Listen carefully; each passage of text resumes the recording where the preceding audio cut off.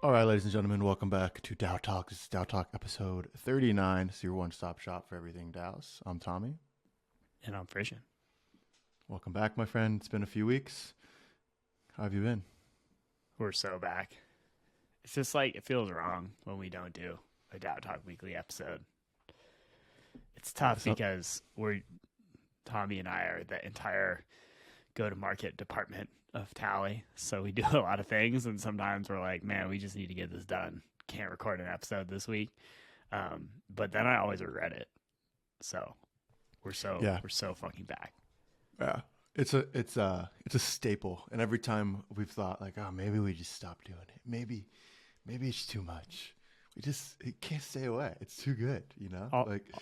Also, like, just we've been on our grind, and like just as like our numbers started to plateau in terms of growth, I think we got like stuck into like some kind of algorithm somewhere because randomly our downloads have just doubled. So we got to get back in and pump some content into that algo energy. Yeah, I mean, we know more than anyone. Like the key to successful content is consistency, and sometimes that's just screaming into the void. The void being our 50 loyal listeners every week. But we're gonna grow this thing, baby. We're gonna take it to the moon. No pun intended. Not to be cliche, but I feel like maybe we're getting towards the end of the bear. I don't want to jinx it, but it kind of feels that way. Version, any thoughts on general market sense in regards to DAOs and in the market as a whole? I Not think, financial advice. yeah, I think, we reached kind of like a local top, like last week, I guess, or the week before. And things have been a bit slower. I think one of the things we're seeing is that there's sort of like a lot of growth happening in Asia and Europe right now, around sort of like more productive regulatory regimes and just like a lot of interest in crypto over there.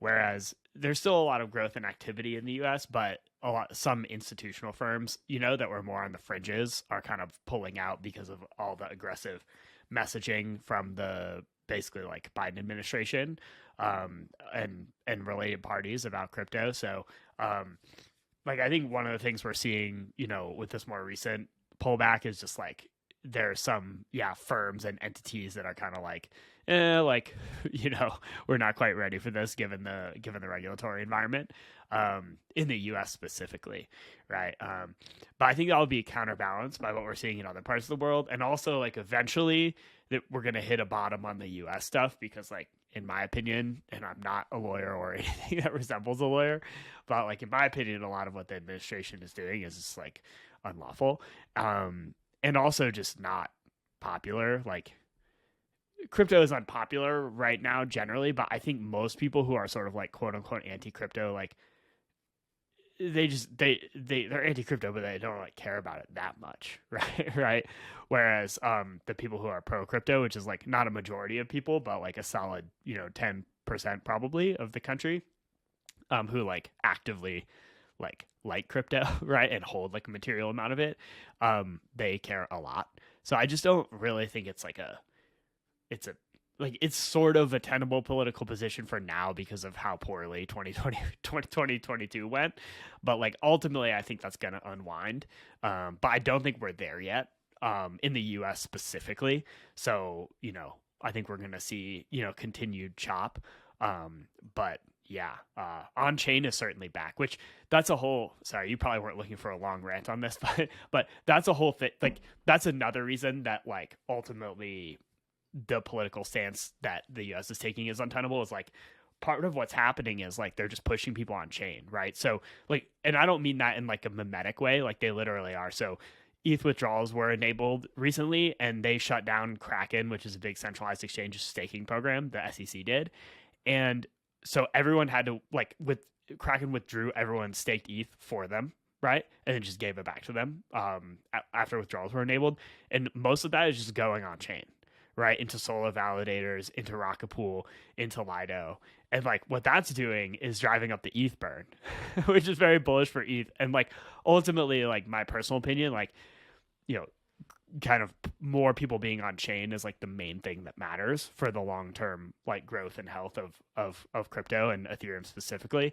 And so like I don't know, like there's some temporary headwinds, but I think I think ultimately, like in my opinion, we're sort of in like a very bullish posture right now. We're just going to have to keep working through it over the next year or so. Yeah, I mean, you bring up a good point. Like I don't want to minimize the power of the U.S. government, but it's a little bit less scary when you realize like, oh, like they really don't understand how to kill it or like what they're doing, and like you said, like they're kind of having the opposite effect of what they intend. Like you are pushing people on chain, which is exactly what you don't want to do. Um, I mean, I still don't underestimate the power of the U.S. government, like to completely fuck shit up. But it's just it's when you sit back and think about it, kind of like Nick Carter's like Operation Choke Point 2.0 article about how like they tried to like hamstring all the banks that are supporting the crypto industry, and it kind of just like backfired on them. Like I think fundamentally they don't really understand. They being like large political figures in the U.S., they don't really understand how it works. Or like if they really wanted to kill it, how they could do it. They're not doing it correctly, but I'm not surprised by that. Also, like I don't know if you probably saw the clip yesterday from like the hearing where the senator was like, "Crypto bros can create trillions of dollars of value out of thin air." I mean, and people say the U.S. government can, but we're allowed to because we're the U.S. government. I'm like, well, what are you saying? Like, you just self-owned yourself. Like, come on, like it's just wild. But yeah. We did go off on a little bit of a rant early, but like I think that's Hold on, that's I got to touch on Brad Sherman for a sec. yeah, So like some of the people that are anti crypto make me mad. Like Gary Gensler and Elizabeth Warren and Janet Yellen and people like that. But like I just think Brad Sherman is funny. Like it's he's so ridiculous that you almost wonder like I think he's being sort of serious, but you almost wonder if he's like a psyop or like a troll. Like it's just so like his takes are so hilarious. Like last year I think it was he just like went off about mongoose coin in like a government hearing. He was like, "Oh, you might create random coins like mongoose coin." It's just like he just like yelled mongoose coin over and over in like the middle he of like the an screen official grabs of government his hearing. face, like where he's I, just like smiling at the camera. I'm like, dude, this is like literally out of a I TV actually show. love Brad Sherman. I think he's like the funniest person ever. Yeah, um, yeah. Well, let's move into DAO Talk Weekly. If you're new to DAO Talk Weekly, we cover the most important and trending topics in the DAO space from the past week, but we've been gone for 2 weeks, so we have a little bit of time to make up. We try to keep it short, 20 to 30 minutes, so you can get in and out. Let's dive into it. A tweet from a DAO Talk Weekly pod consistent member. Maybe one day we need to get her on DAO Talk. That would be pretty sweet. Chase Chapman. The tricky part about governance design is balancing capture resistance and openness and flexibility. It's like trying to design a bulletproof vault that also has a thriving garden inside of it. This is like one of her less viral tweets, but I feel like, to me at least, it's one of the more poignant tweets that kind of describes the entire governance process in a nice, succinct way. Frisian, any thoughts on this? This one just resonates with me so well. I think it plays out in like the social design of a DAO and also the technical implementation. So like you want the DAO to be open, right? That's the point, is that anyone can participate and see what's happening, audit transactions, vote on them, etc.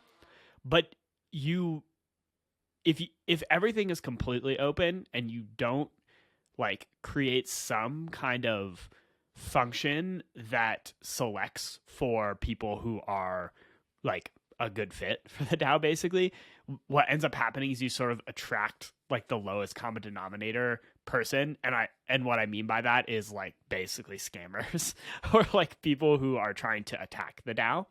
And so like you see this play out in the social design of DAOs.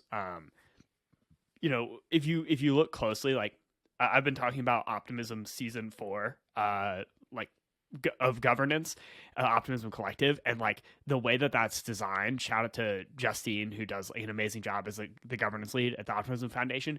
The way that's designed, like it is open, anyone can participate, but there's just like a lot of nuances around like how to participate that would make it sort of difficult to sort of like low effort scam the collective, right?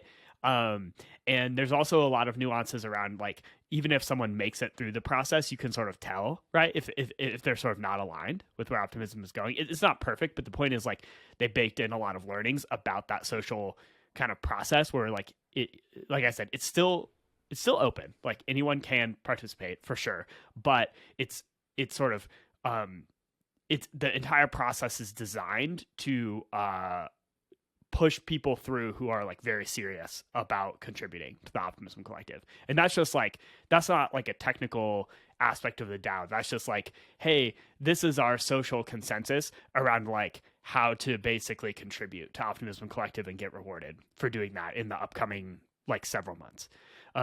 Then there's also this thinking about this question of like capture resistance and openness versus flexibility on the technical side of the DAO. So one really good example of this with on-chain governance is a proposal threshold.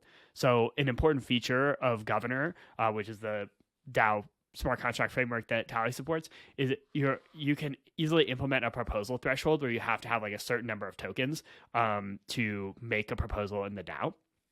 And this is the spam prevention and attack like security measure, but it can be taken too far, right? I'm not gonna like throw any specific DAOs under the bus right now, but there are some DAOs, on Tally, where the proposal threshold is so high that there's only like 3 people who can actually create a proposal, and that's too high, right? Like if there are literally only 3 people who can make a proposal, then like you have gone too far, on the capture resistance side. It's basically closed, right?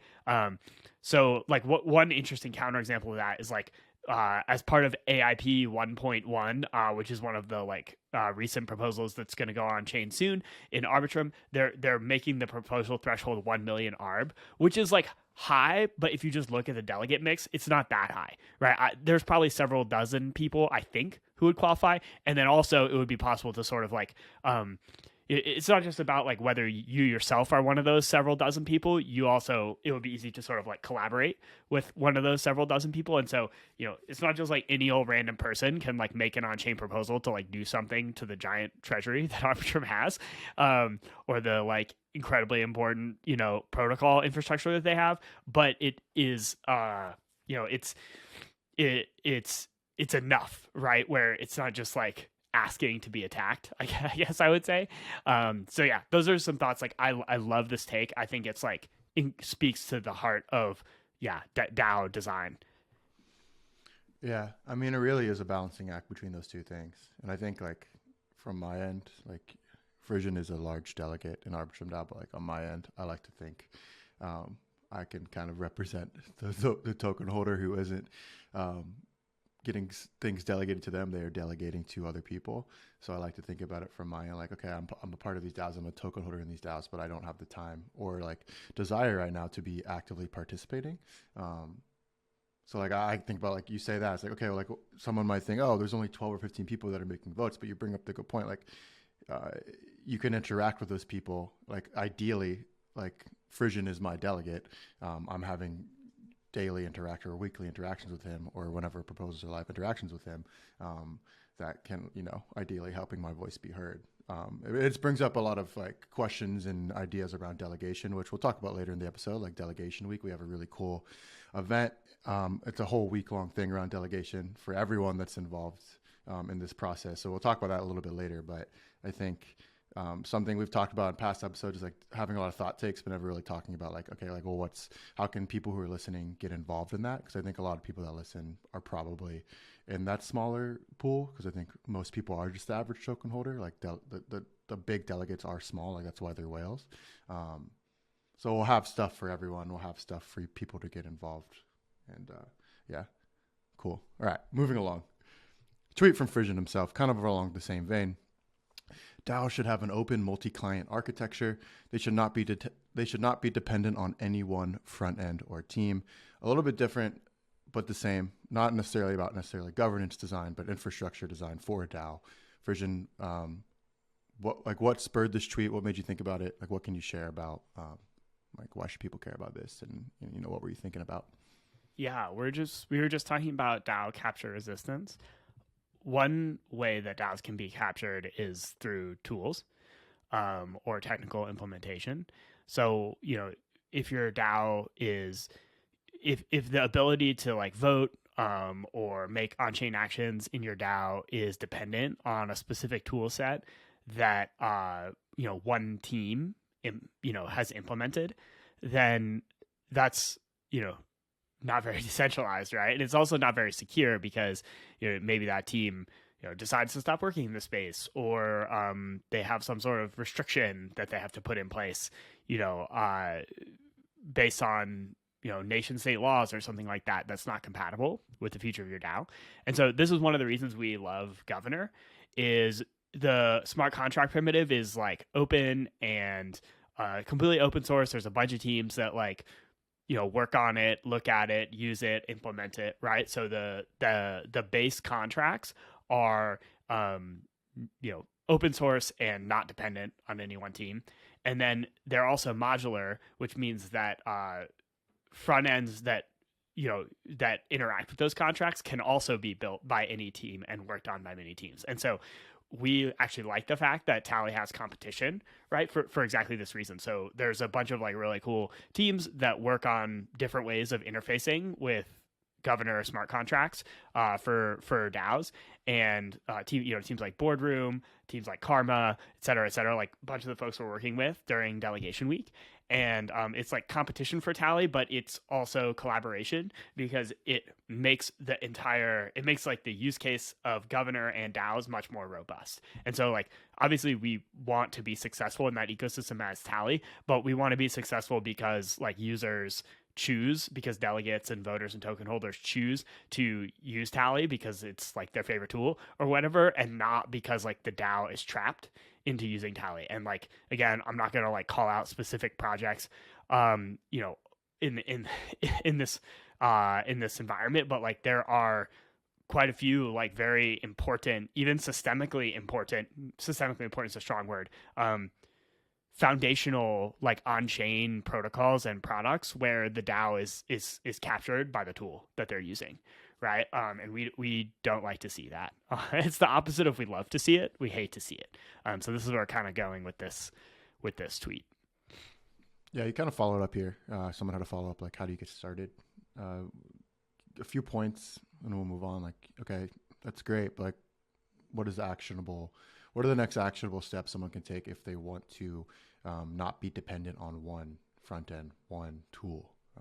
You mentioned it here, but for people who aren't reading, where do you start? Yeah, I think that there's like this level of like open multi-client architecture. It can be taken like far, so like I was just describing the basic implementation where you're using Governor, which is like an open source standard, is maintained and controlled by no one and everyone at the same time, many teams. You can also make the front end decentralized too. So like the starting point is like there's a bunch of decentralized front ends, right? So like if you look at the Uniswap DAO as an example, right, there's like hella front ends that support them. There's one the Uniswap team built, there's Tally, there's Karma, there's Boardroom, etc., right? There's more. In the case of the next step on this, which is what I was talking about with Ben Jet here on the tweet, is like the front ends themselves can be decentralized. And so we're actually working on that too at Tally with a product called Tally Zero, which shows up later in that conversation. I think Twitter's burying it. But basically, you could also make sure that your own front end that you build is not like dependent on any one team. It's sort of like immutable and always open and decentralized. So we're working on that too, but that's kind of like that next phase of decentralization. Love to see it. All right, moving right along. Tweet from Robert Leshner, who is kind of like a founding father of Tally in a way, who's like the creator of Governor, or Compound Governor, the original Governor, Governor Alpha. He responded to a tweet around the Aragon situation. If you were not familiar with the Aragon situation, we're going to do a quick little overview on it, and then talk about like the implications of that. So a tweet from Aragon earlier this week. Today, the Aragon Association acted on its fiduciary duty to secure its treasury by repurposing the Aragon DAO into a grants program. This is a response to a coordinated attack by the group known as Risk-Free Value Raiders, who took down Rook DAO. Basically, Aragon had the risk of their DAO being raided, and they kind of acted in a centralized way by moving funds from the treasury to protect it. Couple takes, like it kind of like Dennison mentioned earlier, and we'll show one of Dennison's tweets here too in response to it. Like it kind of fails the DAO test, but I think I don't know about you, Frisson, but like arguably like it was the right move, but it also like goes against all the values of decentralization, right? Is that kind of like the take here? Yeah, so this has been a really interesting event because it's kind of exposed like a lot of philosophical differences between people who participate in DAOs, right? Like there's a lot of different views what happened here, but and I haven't dug deeply into like the specifics of the situation that happened with Aragon, but basically like they had nominally token governance, and Aragon, they raised a giant ICO back in the day, and so they have hella ETH. Like it's a huge, I think, $100 million plus of ETH. Maybe it's slightly less than that. That's like the order of magnitude.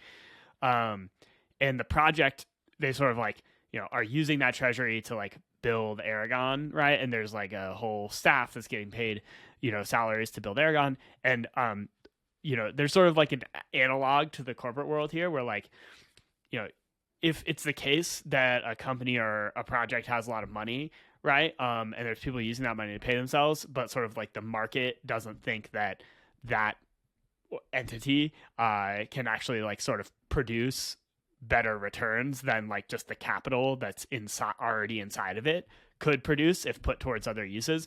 You see things like, buyouts or, activist corporate investing, and people have like very different philosophical stances on that, right? People are like, well, some people would say like, oh, the company, it's their capital, right? So who are these investors to come in, like raid the company, take the capital out and deploy it to other use cases? On the flip side, there's a lot of people who say, well, like this is actually a very helpful and useful function within an overall like market and society because it sort of prevents capital from being locked up and put to unproductive use. So that's like level one of the debate, right? So basically Aragon, like they have this treasury and there's like an attempt to like DAO treasury raid them, which sounds negative, but basically like there's a group that's like, okay, we should like take the ETH that's in the treasury and like take it out and redeploy it to other uses because it's not being put to use well inside this treasury. That's like level one. Then level two is like how Aragon handled the situation. So they like nominally have some kind of token voting. I'm not like super familiar with exactly how it works. And I think the like what occurred was that the folks that were trying to like raid the DAO, they sort of got enough voting power to potentially like actually propose some sort of like alternative use of the treasury. And then the Aragon, like some kind of legal entity and or admin key in the DAO, like stepped in and like was able to sort of take those funds and like redirect them away from being able to be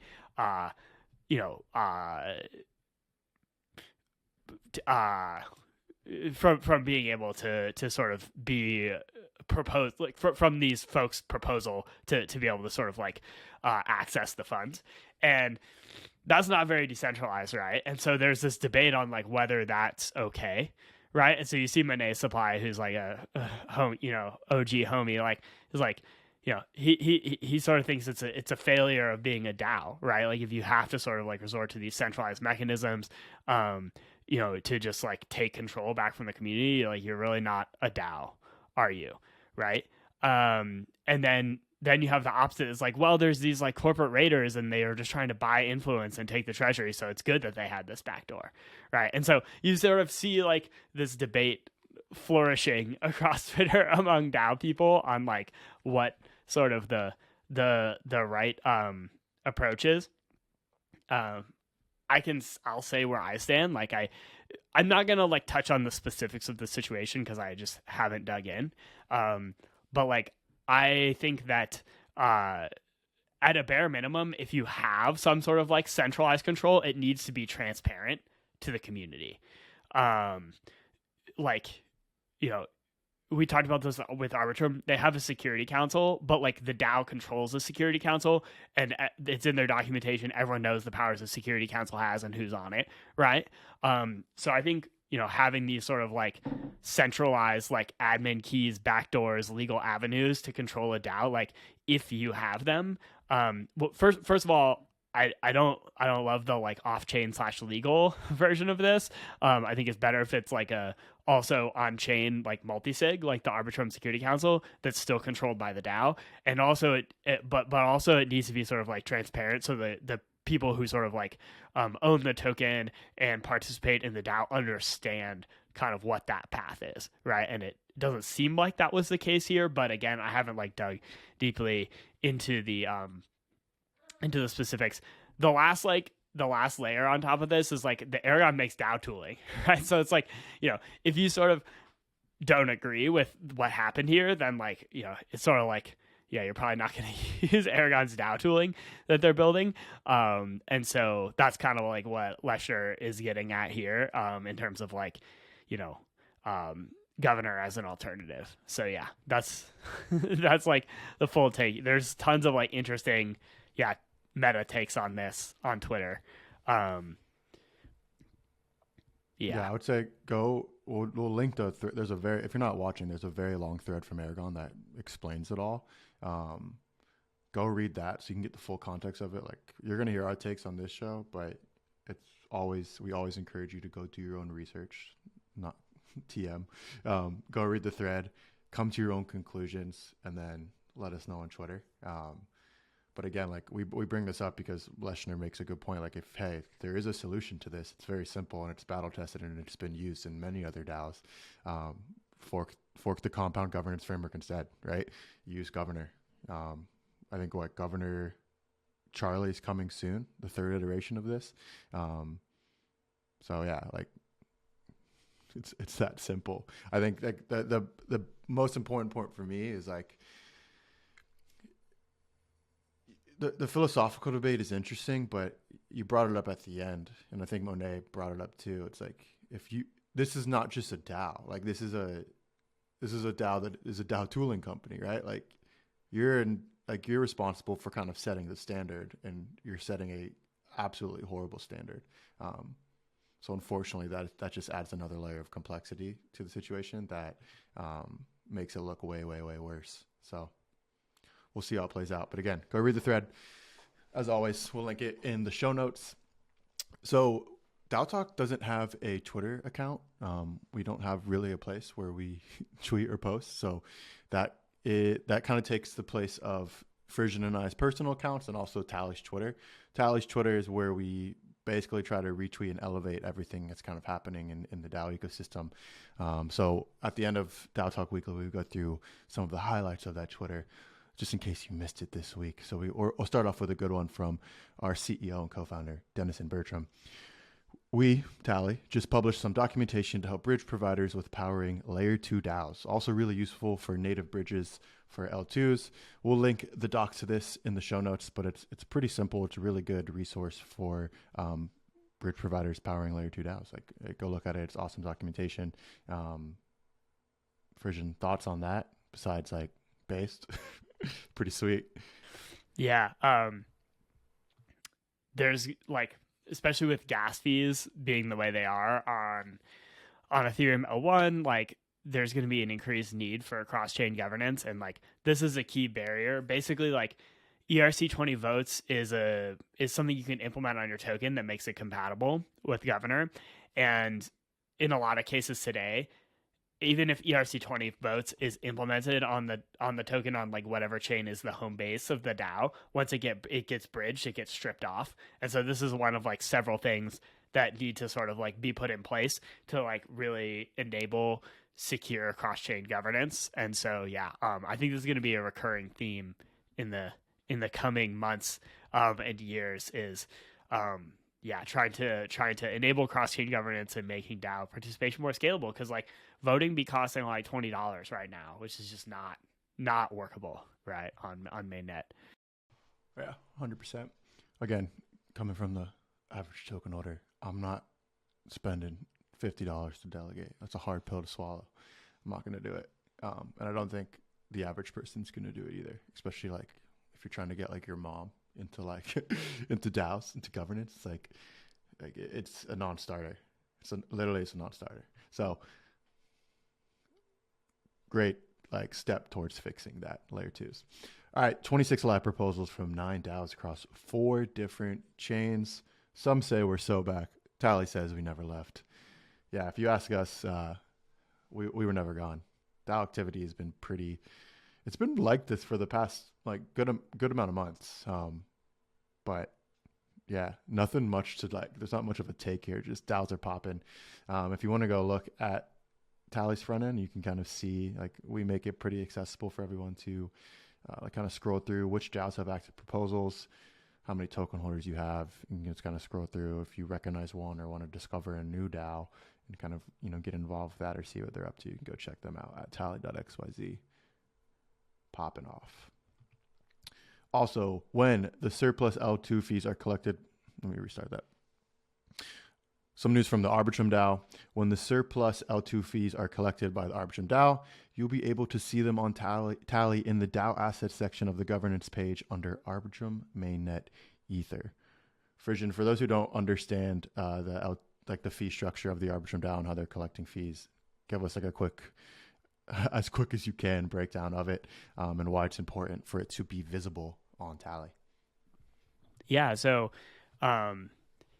one of the very cool aspects of the Arbitrum DAO is that the DAO receives all revenue from the Arbitrum sequencer. That right now it's the only sequencer and it's run by the Arbitrum Foundation, but the DAO receives all the ETH profit from the sequencer, which is pretty based.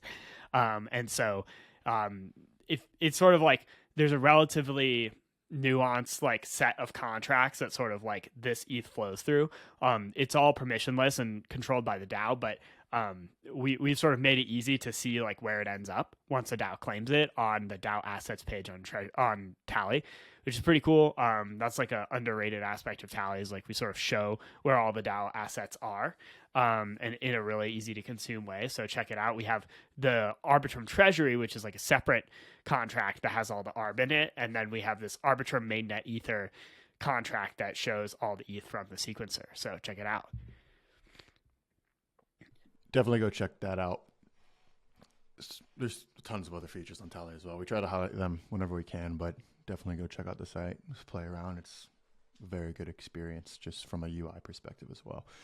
All right, let's finish this bad boy up. I talked earlier about Delegation Week. Delegation Week is a week-long experience for everything delegation, everything you could possibly want. We have a little bit of something for everyone. We have something for your big delegates, something for your DAOs who are trying to activate your delegates in your community, something for the token holders who either want to delegate, have no idea what delegation is, or just, are interested in some hot takes from the space. So that will be in, let's say like a week and a half from today. So it starts the 22nd of May, which is a Monday. We have a bunch of amazing partners from the space, some big names you'll definitely recognize: Arbitrum, Optimism, Uniswap, ENS, Gitcoin, Hot Protocol, Pool Together, Flipside Crypto, FireEye DAO, Stable Lab, a bunch of others, Tally included. We're really excited about Delegation Week. Head to delegationweek.com if you want to learn or stay in the loop with everything that's coming from there. We have some really exciting announcements coming in the next few days around some spaces and some events and content that is coming out from that week. Again, it's a week-long event, so you can come and stay as long as you want. If one day you're busy, don't worry. The next day we have more for you, and everything will be available after the fact as well if you just can't attend any of those spaces or any of those events or content. We're hoping it's kind of like an evergreen piece of content, like a week-long piece of content that will all live on delegationweek.com, kind of like a community-owned project that is going to supercharge the delegation ecosystem and kind of set the standard. We talk a lot about, bad practices on here because that's, if it bleeds, it leads in news. But we're big on, what steps can you take moving forward, putting your money where your mouth is and making the space better one day at a time. So really hoping Delegation Week does that. If you want to get involved in Delegation Week, either, like I said, just from a participant or like someone who wants to actually wants to like create content and be part of spaces, go to the site. It's pretty easy to like differentiate which person you are, and we'll be in touch to get you involved. But Frisian, any closing thoughts on Delegation Week? What should the people know about? What should they care about? Super stoked. Keep an eye out for like forum posts and DMs and messages if you're a delegate or a DAO contributor on how your DAO and how you can get involved in Delegation Week coming up soon. Let's LFG. Yeah, Frisian's been killing the game on the back end of Delegation Week. Super excited about it. Coming up soon. This has been DAO Talk Weekly, episode number 39. We're back. We'll be more consistent moving forward. As always, if you want to stay in the loop, get the written version of this, go subscribe at daotalk.substack.com. If you want something a little more meaty, something more focused on DeFi and live proposals that are happening, go subscribe to the Tally newsletter, which is tally.substack.com, which is run by Cool Horse Girl, awesome writer, awesome voice. Really, a lot of times things can be boring maybe in the space because it is at its core just like organizational movement and things, going on chain. Cool Horse Girl, no matter how boring some might say the topics are, makes it very, very consumable. It's a great way to stay in the loop on everything instead of doom scrolling through Twitter. So go subscribe to that. We'll have all the links to everything we talked about in the show and all of those newsletters in the notes. We will see you next week for episode number 40 of DAO Talk Weekly. Frisian, it's been an honor. Peace.